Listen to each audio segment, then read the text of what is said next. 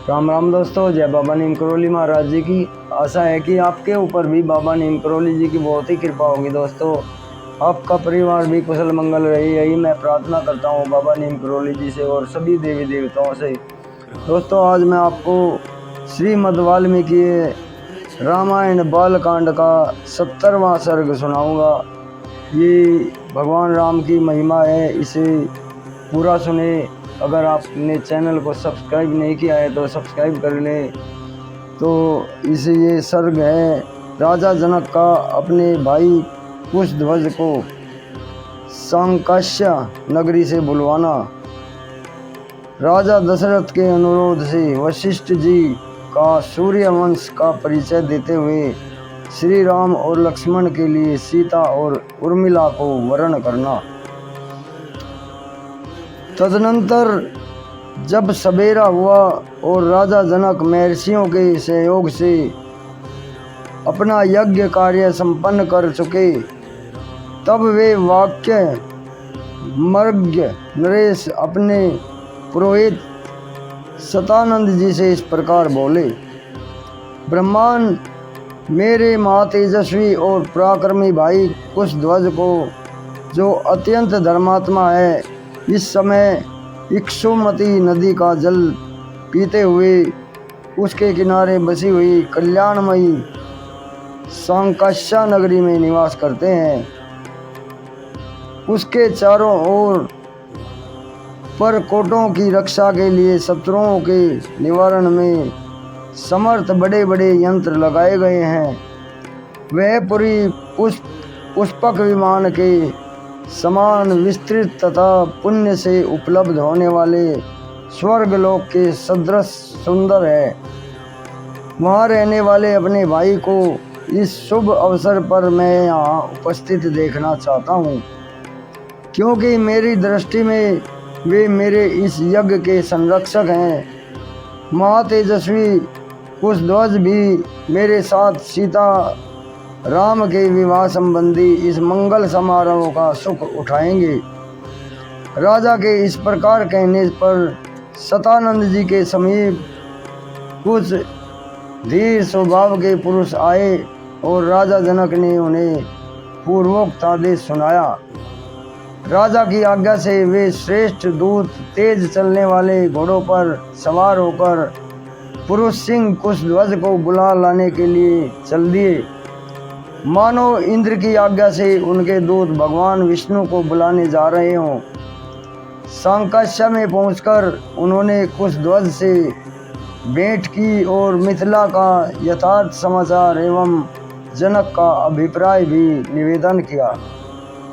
उन महावेगशाली श्रेष्ठ दूतों के मुख से मिथिला का सारा वृत्तांत सुनकर राजा कुशध्वज महाराज जनक की आज्ञा के अनुसार मिथिला में आए।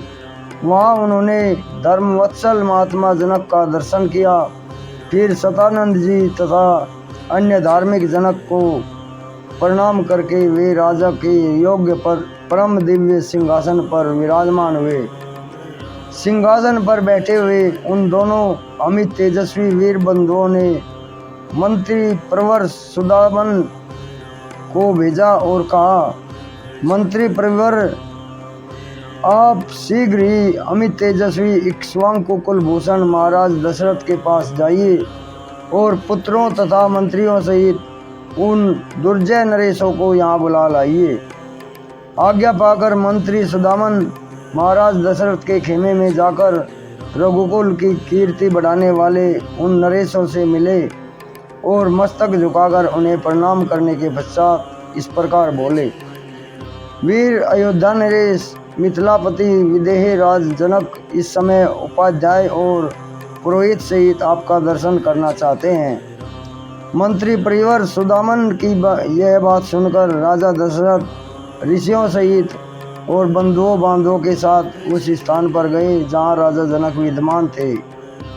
मंत्री उपाध्याय और भाई बंधुओं सहित राजा दशरथ, जो बोलने की कला जानने वाले विद्वानों में श्रेष्ठ थे, विदेह राज जनक के इस प्रकार बोले। विदेह राज जनक से इस प्रकार बोले, महाराज आपको तो विदित ही होगा कि इक्ष्वाकु कुल के देवता ये महर्षि वशिष्ठ जी हैं।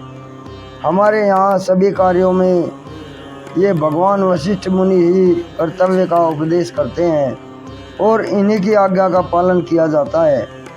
यदि संपूर्ण महर्षियों सहित विश्वामित्र जी की आज्ञा हो तो ये धर्मात्मा वशिष्ठ जी ही पहले मेरी कुल परंपरा का क्रम से परिचय देंगे। यूँ कहकर राजा दशरथ चुप हो गए। तब वाक्यवेता भगवान वशिष्ठ मुनि पुरोहित सहित विदेह राज से इस प्रकार बोले। ब्रह्मा जी की उत्पत्ति का कारण व्यक्त है। वे स्वयंभू हैं, नित्य शाश्वत और अविनाशी हैं। उनसे मरीचि का उत्पत्ति हुई है। मरीचि के पुत्र कश्यप है और कश्यप से विवस्वान का और विवस्वान से वैवस्वत मनु का जन्म हुआ। मनु पहले प्रजापति थे, उनसे इक्ष्वाकु नामक पुत्र हुआ। उन इक्ष्वाकु को ही आप अयोध्या के प्रथम राजा समझें। इक्ष्वाकु के पुत्र का नाम कुक्षी था। वे बड़े तेजस्वी थे। कुक्षी से विकुक्षी नामक कांतिमान पुत्र हुआ। विकुक्षी के पुत्र महातेजस्वी और प्रतापी बाण हुए और बाण के पुत्र का नाम अनरण्य था। वे भी बड़े तेजस्वी और प्रतापी थे। अनरण्य से पृथु और पृथु से त्रिशंकु का जन्म हुआ। त्रिशंकु के पुत्र महायशस्वी धुंधुमार थे। धुंधुमार से महातेजस्वी मारुति युवनाश्व का जन्म हुआ।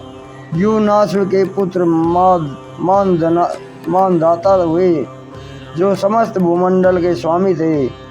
मानधाता से सुसंधि नामक कांतिमान पुत्र का जन्म हुआ। सुसंधि के भी 2 पुत्र हुए, ध्रुव संधि और प्रसेनजित। ध्रुव संधि से भरत नामक यशस्वी पुत्र का जन्म हुआ। भरत से महातेजस्वी अस्ति की उत्पत्ति हुई। राजा अस्ति के साथ हय तालंगिज तथा शशबिंदु इन 3 राजवंशों के लोग शत्रुता रखने लगे। युद्ध में इन तीनों शत्रुओं का सामना करते हुए राजा अस्ति प्रवासी हो गए। वे अपनी 2 रानियों के साथ हिमालय पर आकर रहने लगे। राजा असित के पास बहुत थोड़ी सेना शेष रह गई थी। वे हिमालय पर ही मृत्यु को प्राप्त हो गए। उस समय उनकी दोनों रानियां गर्भवती थी, ऐसा सुना गया है। उनमें से एक रानी ने अपनी सौत का गर्भ नष्ट करने के लिए उसे विषयुक्त भोजन दे दिया। उस समय उस रमणीय एवं श्रेष्ठ पर्वत पर भृगुकुल में उत्पन्न हुए महामुनि च्यवन तपस्या में लगे हुए थे। हिमालय पर ही उनका आश्रम था। उन दोनों रानियों में से एक, जिसे जहर दिया गया था, कालिंदी नाम से प्रसिद्ध थी। विकसित कमल दल के साथ समान नेत्रों वाली महाभागा कालिंदी एवं एक उत्तम पुत्र पाने की इच्छा रखती थी। उसने देवतुल्य तेजस्वी भृगुनंदन च्यवन के पास जाकर उन्हें प्रणाम किया।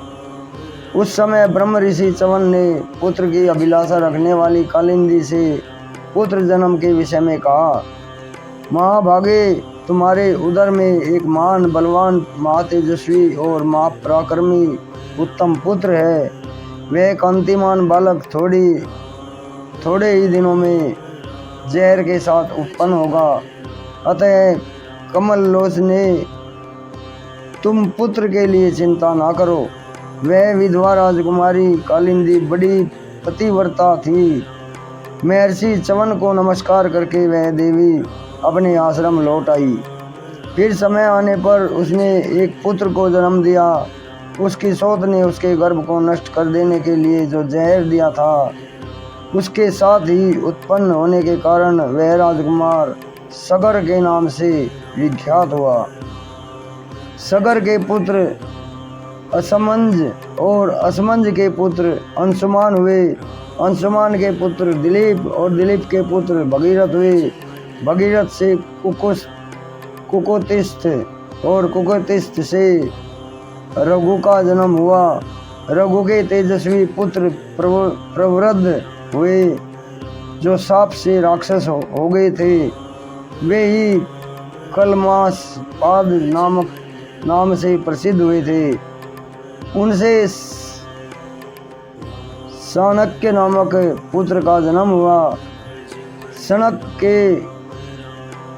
संकन के पुत्र सुदर्शन और सुदर्शन के अग्निवर्ण हुए। अग्निवर्ण के शीघ्र और शीघ्रग के पुत्र मरु हुए। मरु के परशुश्रुक और परशुश्रुक के अम्बरीश की उत्पत्ति हुई।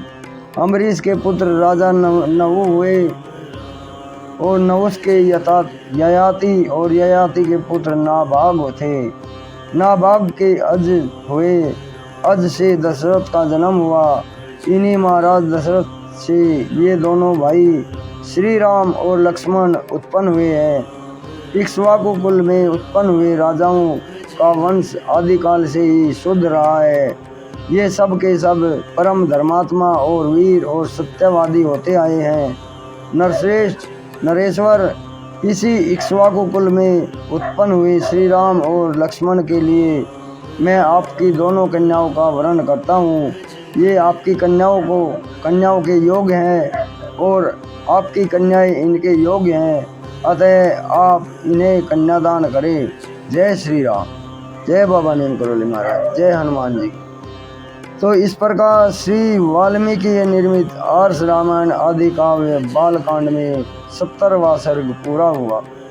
तो दोस्तों ये श्रीमद् वाल्मीकि रामायण बालकांड में 70वां सर्ग पूरा हुआ। कल मैं आपको इसका 71वां सर्ग सुनाऊंगा। राजा जनक का अपने कुल का परिचय देते हुए श्री राम और लक्ष्मण के लिए क्रमशः सीता और उर्मिला को देने की प्रतिज्ञा करना। तो दोस्तों अभी आज्ञा लेता हूँ। कल फिर आपको अगला सर्ग सुनाऊंगा और कोई अन्य धार्मिक कथा और या बाबा नीम करोली की कोई लीला सुनाऊंगा। तब तक के लिए आज्ञा दें और चैनल को सब्सक्राइब करें। जय राम जी की, जय हनुमान जी की, जय बाबा नीम करोली महाराज।